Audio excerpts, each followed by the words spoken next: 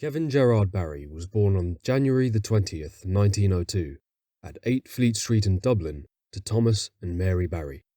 He was the fourth of 7 children. Kevin's parents, Thomas and Mary, originated from Tombay and Drumgwyn respectively, townlands adjacent to each other and shortly to the west of Hackettstown, in Carlow. Thomas Barry owned a farm in Tombay and ran a successful dairy business from the family home in Fleet Street. He died in 1908, at the age of 56, leaving the care of the family to Mary and the dairy business to his sister, Judith. Upon Thomas's death, Mary moved the family back to the farm in Tombay. Kevin attended Rathvilly National School until he was 13 years of age, when he moved back to Dublin to pursue second-level education. It was at this time that Kevin attended a concert held in the memory of the Manchester martyrs, 3 men from the Irish Republican Brotherhood who were convicted and executed for the murder of a police officer in Manchester, England, in the 19th century. This is said to have had a profound effect on him. His eldest sister, Elgin, believed Kevin secretly joined the Fianna Éireann, a nationalist youth organisation set up by Bulmer Hobson and Countess Markievicz, 2 well-known figures in the Irish independence movement at the time.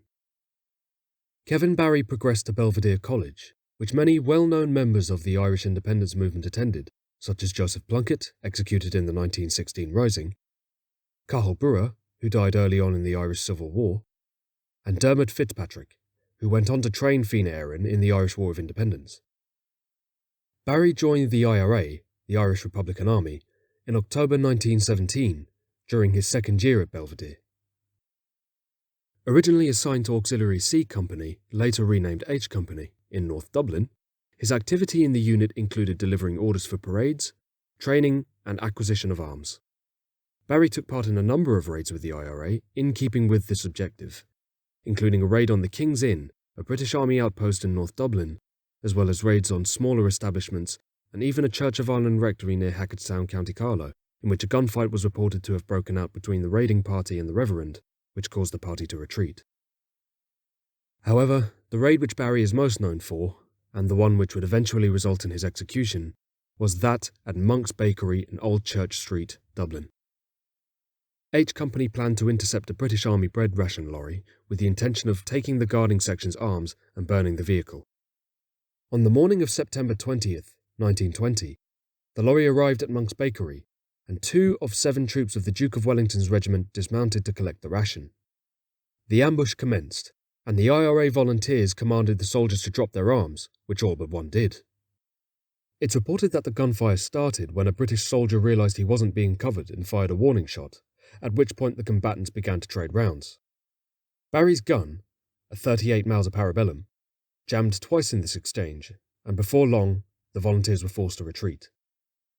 Barry, not having noticed this, hid underneath the bread lorry and was spotted just before the British soldiers were leaving, at which point he was arrested. One soldier, Private Harold Washington, had been killed instantly.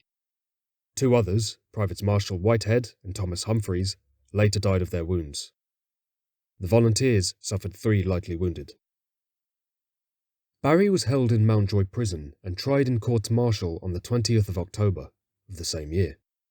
He was charged with the murder of all 3 of the soldiers, but was convicted only for Private Washington's death, the other 2 charges being dropped. Barry refused to recognise the court's legitimacy, though some believe that Barry could have been acquitted if he had pursued legal defence due to the low quality of the evidence.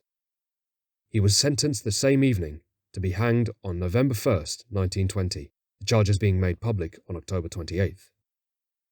On the same day, a written affidavit was delivered to Desmond Fitzgerald, Director of Propaganda for Sinn Féin, on behalf of Barry, who detailed that he was tortured while in British custody. Barry claimed that he had been threatened with bayonets, being thrown to the men of the Duke of Wellington's regiment, and had his arm twisted. Whether this had truly occurred or not is unknown, although witnesses report having seen Barry with his arm in a sling early on in his imprisonment. The news of Barry's sentence was met with widespread condemnation by much of the Irish public, the criticism centering primarily around the fact that Barry was 18 years of age at the time.